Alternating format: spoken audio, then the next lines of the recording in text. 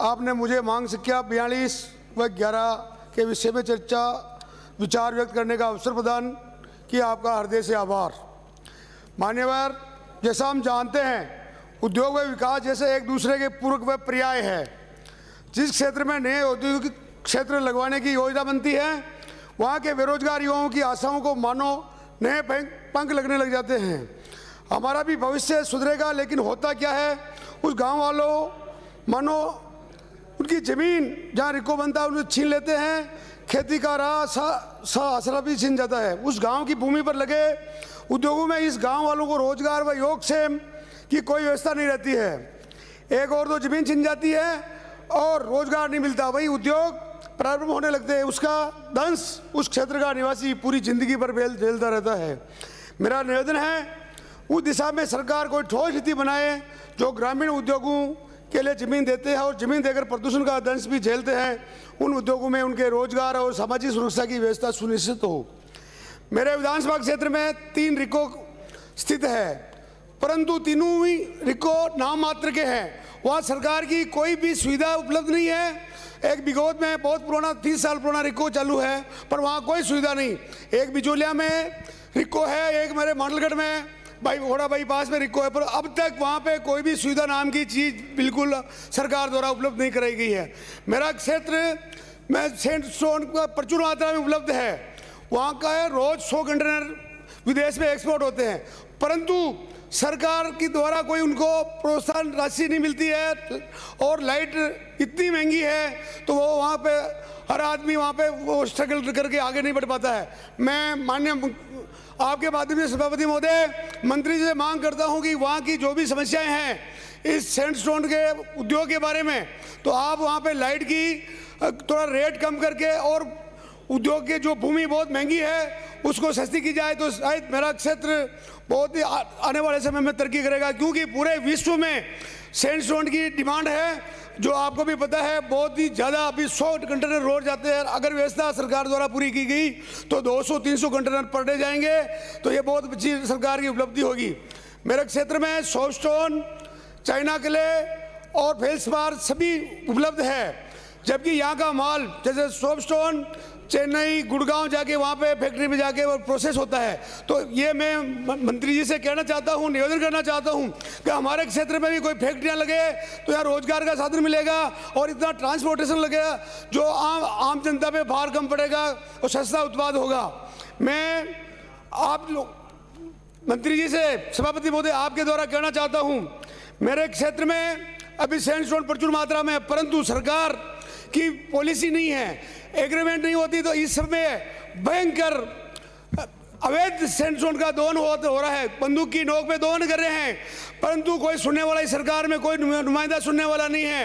पूरा भ्रष्टाचार पूरी सीमाएं लांघ चुका है। मैं 40 साल से उस धंधे में हूँ, परंतु मैंने कभी जिंदगी में नहीं देखा कि इतना भ्रष्टाचार कभी हुआ नहीं होगा। ऐसा मैं मंत्री जी से उसको रोकथाम के लिए करना चाहता हूँ। और मैं मेरे क्षेत्र में और मेरे भिलवाड़ा जिले में प्रचुर मात्रा में हर खनिज पर्याप्त मात्रा में उपलब्ध है। मेरा सिरेमिक की टाइलें जो भिलवाड़ा जो पूरा गुजरात में जो जाता है कच्चा माल पूरा हमारे भिलवाड़ा क्षेत्र में निकलता है। तो आप मंत्री जी से निवेदन है कि वो जो निम्बाड़ा के पास जो भूमि पड़ी है वो पहले चिन्हित भी की है, परंतु आज तक उनका विकास नहीं हुआ। भिलवाड़ा एक औद्योगिक नगरी है, वहाँ पे वो अपने भारत का राजस्थान का मैनचेस्टर कहलाता है, परंतु सरकार की उदासीनता के कारण, सरकार की उनके उधर नजर नहीं होने के कारण वहाँ पे रिको इंडस्ट्रियल पार्क नहीं है होने से वहाँ पे अभी कोई ज़्यादा विकास नहीं हो रहा। मैं मंत्री जी से निवेदन करना चाहता हूँ वह इको इंडस्ट्रियल पार्क की घोषणा करें, तो शायद बहुत जल्दी हमारा भिलवाड़ा पूरे भारत में नहीं विश्व में प्रथम आएगा। ये आपके सामने है। मैं मंत्री जी से कहना चाहता हूँ, उद्योगों के प्रोत्साहन के लिए जिलों में जिला उद्योग केंद्र खुले हुए हैं। सरकारी कोष की बड़ी धनराशि उन पर व्यय हो रही है। ये जिला उद्योग केंद्र मेरी राय में केवल सफेद हाथी बनकर रह गए हैं। यह विभाग केवल लाल फीताशाही में उलझा है। कई बार तो लगता है यह केंद्र उद्योगों को बढ़ाने के लिए है या बैरियर लगाने के लिए विचारणीय बिंदु है। उद्योग केंद्र शासित बेरोजगारों को आत्मनिर्भर बनाने के लिए युवा कौशल विकास प्रशिक्षित करके उन्हें मार्गदर्शन करें, कम ब्याज पर ऋण उपलब्ध कराएं तो उनकी सार्थकता होगी। बड़े पूंजीपति तो सभी समर्थ है, वो तो अपना काम कैसे भी करा लेंगे, वो सामर्थ्यवान है, लेकिन जिन युवाओं को सहायता व संबल की आवश्यकता है उनका मददगार कौन बनेगा, इस पर विचार करना जरूरी है। आज सामाजिक जीवन में 2 मिनट, आज सामाजिक जीवन में सामाजिक सुरक्षा उद्योग क्षेत्र की व्यवस्था युवा वर्ग की प्राथमिक आवश्यकता है या प्राथमिकता। यही कारण है कि युवा वर्ग सरकारी नौकरियों की ओर आकर्षित है। फलस्वरूप रोजगारों की कतारें बढ़ती जा रही है। अगर नीति बनाकर युवा वर्ग के उद्योगों को माध्यम से सामाजिक सुरक्षा हुए जीवन यापन का विश्वास दिला पाए तो सरकार चलाने की सार्थकता सिद्ध होगी। मेरी राय में कुटीर उद्योगों को प्रोत्साहन बेरोजगारों का सरल व सहज उपाय है। सरकार इस ओर पहल करे, यह मेरा निवेदन है। एक पंक्ति बोलता हूँ, युवाओं के हाथ को काम वक्त की पुकार है, वक्त की आवाज़ है, वक्त को जिसने न समझा उसे मिटना पड़ा है, बच गया तलवार से तो फूल से कटना पड़ा है।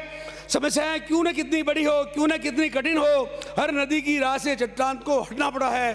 ये मैं कह के मैं मेरे विधानसभा क्षेत्र में, अब कृपया समाप्त करें आप। 1 मिनट साहब, मेरे विधानसभा क्षेत्र में मांडलगढ़ क्षेत्र में एक प्रसिद्ध सिंगोली चारमा ऐतिहासिक मंदिर है, वो देवस्थान के अधीन में है, विभाग द्वारा वो संचालित है। वहाँ पर दान पात्र में और अन्य स्रोत में करोड़ों रुपए प्राप्त होते हैं, परंतु उस जगह के लिए विकास के लिए 1 पैसा भी नहीं देते हैं। या सरकार पूरा वहाँ का खजाना लेके मदरसाओं में और दूसरी जगहों में उस पैसे को लगा रही, पर हिंदू धर्म के देवी देवताओं के लिए 1 भी पैसा नहीं लगा रही। वहाँ का पैसा उल्टा हुआ लगाया जा रहा है।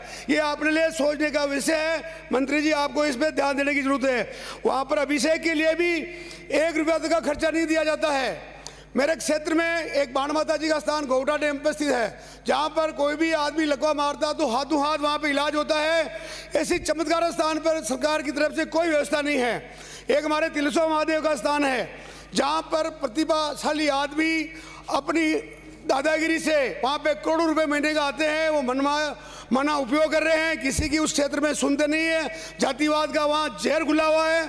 तो मैं मंत्री जी से मांग करता हूँ कि उस मंदिर में जो पैसा आता है उसका हिसाब किताब पूछा जाए, और 10 साल 20 साल में जो पैसा आया कहाँ लगाया इसका भी बताया जाए तो बहुत अच्छा रहेगा।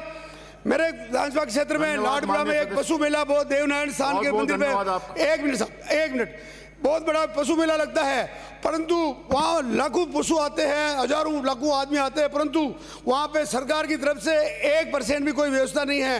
रात दिन लगातार मेला चलता है, परंतु मैं माननीय मंत्री जी को कहना चाहता हूँ कि मेरे उस मेले में पूरा हमारा गुजर समाज का क्षेत्र है, वहाँ पे सब देवनारायण के आराध्य देव उनके हैं, वहाँ पे कोई भी सुविधा नहीं है। तो आप कृपा करके, आप उसी समाज के हैं तो आप वहाँ पे कुछ व्यवस्था करें तो बहुत अच्छा रहेगा।